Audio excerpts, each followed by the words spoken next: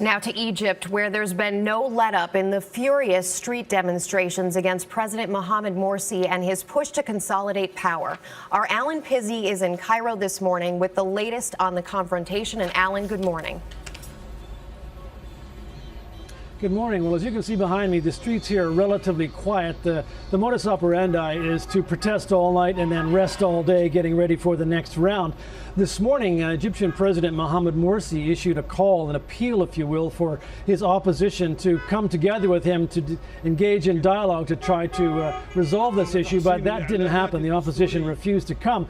Meanwhile, the army actually called for the protesters to sit down and stop throwing stones at each other, to have a little bit of dialogue as the way to solve the problem.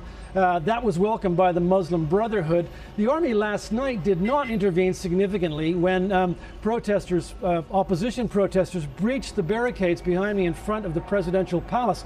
They sat back, let the protesters shout and holler, spray paint a few things, and then they pulled back again.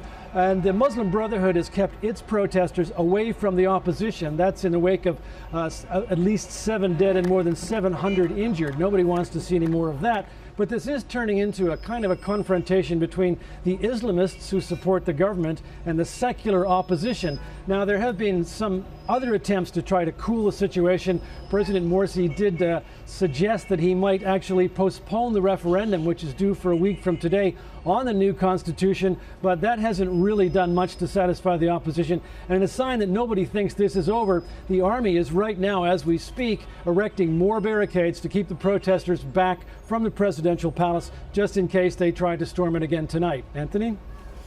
Allen Pizzey in Cairo, thanks.